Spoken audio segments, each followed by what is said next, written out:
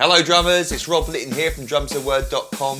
Welcome to this free mini song lesson where today I'm going to be showing you how to play the best parts, the most important parts to the classic Lust for Life by Iggy Pop, drummed by Hunt Sales. And I've got 3 pages of free PDF for you to download from my website. You'll find a link beneath this video.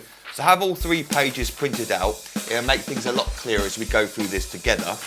And this song was suggested over on my Facebook page, and I made a promise over there that I'll be doing a lot more free lessons for the month of December. And so if you want to go over there right now and make your own song suggestions, again, you'll find a link to my Facebook page beneath this video. Then you can go over there, type in your suggestions, and then others get to vote on them, and the more popular songs get chosen for future lessons, like this one was today. And also, if you want to, you can type in some song suggestions in the YouTube comments as well. I can't promise anything, but I'm always interested to hear what other people want me to teach them. So, the song starts with this iconic drum beat, and when I was younger, when I first heard this, I thought it was toms being used, dum, dum, dum, dum, dum, dum, sort of on the intro, but it's actually the bass drum that's doing that pattern. It's a really big, open-sounding bass drum, very, very cool sound, and you watch drummers play it live, and it's the bass drum that's actually playing this rhythm. How else would you be able to? Because you've got the hi-hat and snare drum going at the same time. So without the little drag at the beginning, which only really happened that I noticed for the first or second bar, we'll take out that drag at the beginning, and we're just going to see what the main drum beat of the song is. We've got a bar of 4/4, but because it's going by so fast, I decided that I'll play the snare drum and backbeat on the ands of each beat. So we're counting 1 and 2 and 3 and 4 and 1 and 2 and 3 and 4 and...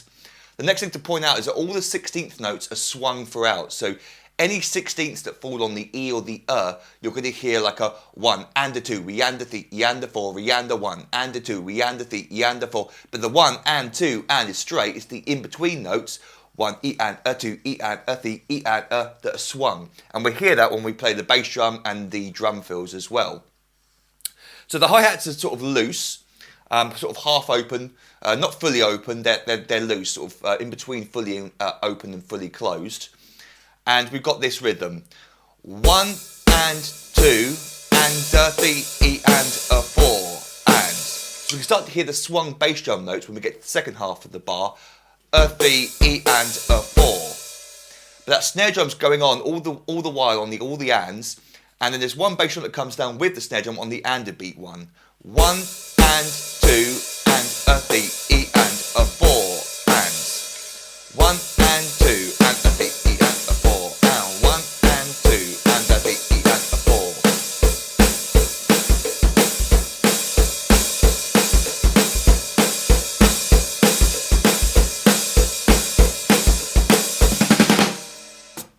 So already it's a lot of fun to play this. For the first bar, we've got, at the intro, we do hear like a little drag at the beginning. So it's just a little double tap. I'm playing it very, very fast because the tempo is quite fast. That's all that is. And then at the end of the first bar, and he does this quite a lot, Hunt, he opens the hi-hat fully for the and a beat 4. So you're not really going to hear that very well on my electric hi-hat, but I'll sort of accent it a little bit harder. So we sort of get this. The reason I can't really fully open it, I can obviously, but when I try to close it again, the hi-hat sometimes closes fully and you get that stop of the hi-hat note. I didn't want that to put you off or distract you.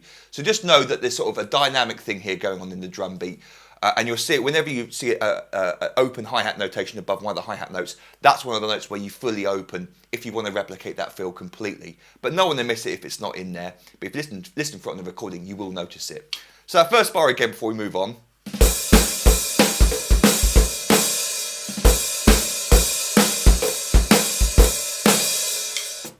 Then the second bar is exactly the same except the drum fill at the ends.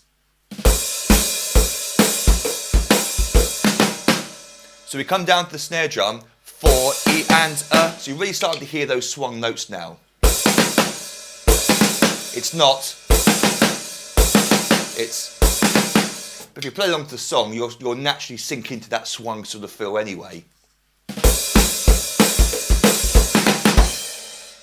We then go into the second line where we've got 2 bars of the main groove without any drags at the beginning. There might be some drags going on throughout the song, but they're so low in the mix I couldn't work out where they were.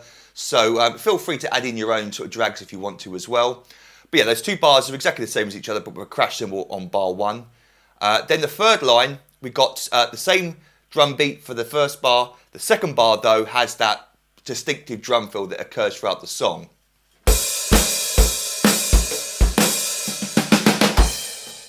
So it's just triplets, fortita antita, 6 notes per beat, and underneath it I've written the crescendo dynamics is where we're starting very quiet going into normal volume. So I'm playing right, left, right, left, right, left, crash. That's all that is. So in context, 1 and 2 and 3 and fortita antita 1. 1 and 2 and 3 and fortita antita 1. And then that sort of goes on to the rest of the song where basically we've got those 2 types of drum fills happening the most times. The one on the top of the line and the one I just showed you there. But we've got other examples coming up later in this lesson. So before we go on, let's hear those 3 lines up to speed without me waffling over the top. Here we go.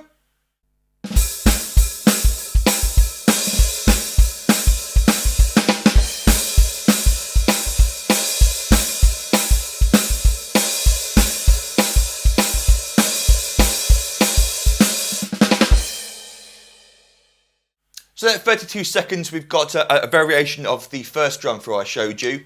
We've got 1 and 2 and 3 and 4. Up to that point, the same. But instead of playing 4 and Hunt sometimes plays 4 and 4 and It could be this tom, it doesn't really matter, but I'm playing it that way. So exactly the same as the, but so let's hear that a couple of times.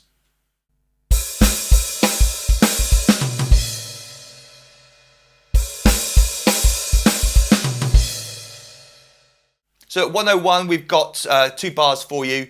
The first one is, the first bar is our triplet drum fill we had in our first example, but this is how we tend to play it most of the time throughout the song after that, is he starts it on the hi-hat. So we get, oh yeah, that bar also gives a good example of Hunt's bass drum pattern. He's not playing all the way through the song, he's improvising a little bit with it and sometimes really simplifying it. So that first bar shows you how simple the drum beat can become. That's all he's playing. But then beat 4, fortita antita, not 4 triplet, fortita antita, and again it's building up in volume. But it starts on the hi-hat. Before we had it starting on the snare drum, now we have it starting on the hi-hats.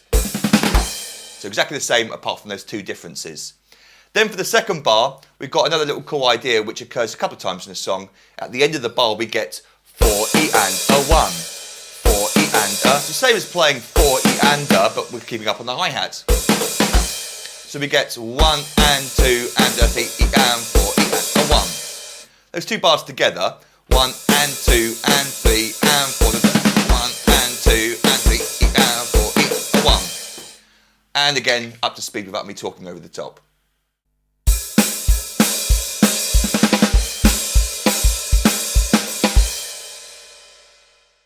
So on to the second page, and really we just got a load of other drum fills I wanted to show you. So the first bar at 1 minute 30, 1 and 2 and a, same up to that point. Then we get 3 E and a 4 E and a. 3 E, a surprise snare drum on the E there. 3 E and, followed by the bass drum, 3 E and a 4 E and a 1. Just following out with 16th notes on the snare and then the last 2 on the high tom or low tom if you wanted to. So 1 and 2 and a 3 E and a 4 E and a 1. Let's hear that up to speed.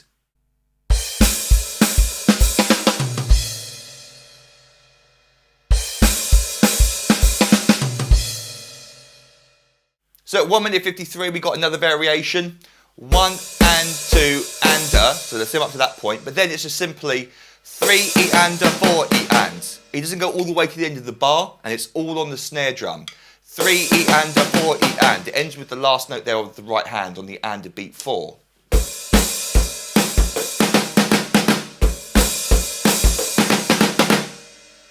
Let's hit that up to speed.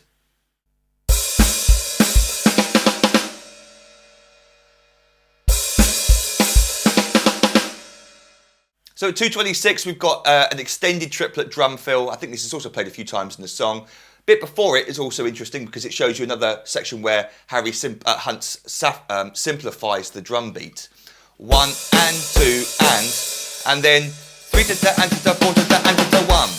It's just starting on the hi-hat. It's the same 6 notes but played twice through beat 3 and beat 4, building up in volume over the second half of the bar. 1 and 2 and 3 to da and to da 4 to da and to da 1. Up to speed.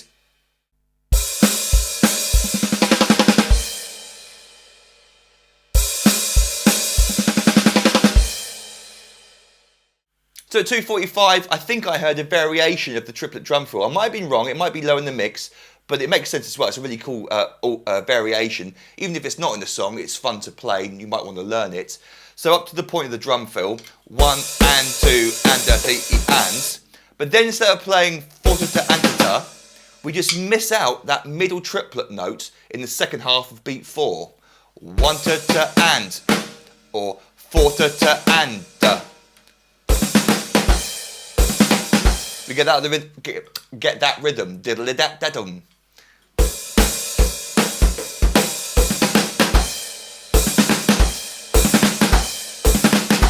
It's quite hard to count at that tempo. That's why I'm wimping out.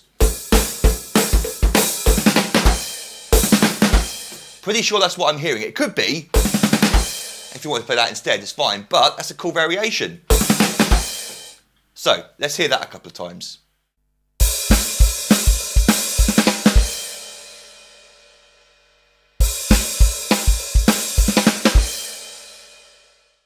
Okay, so on to the third page, and at 3:36, a very simple drum fill, but I also wanted to include it because there is a section where he moves to the ride cymbal. It could be the crash. I think it's a big washy ride he's using though. So the drum beat up to the drum fill. Standard stuff. And then the drum fill, 4 E and a 1. 4. So we get... Let's hear that up to speed.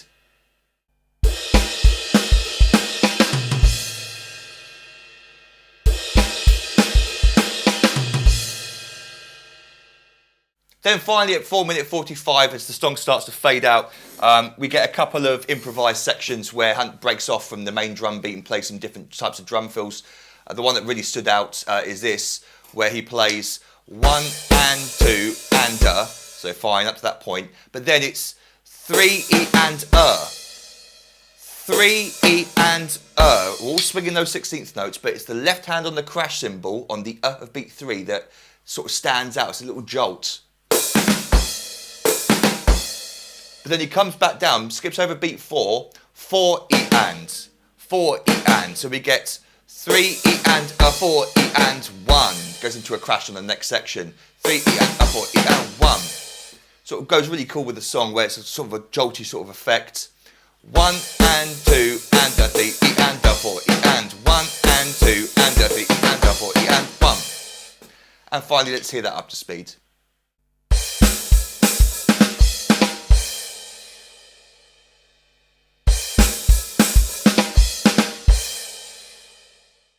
So I hope you had fun with that. If you've got any questions, feel free to email me, rob@drumstotheword.com.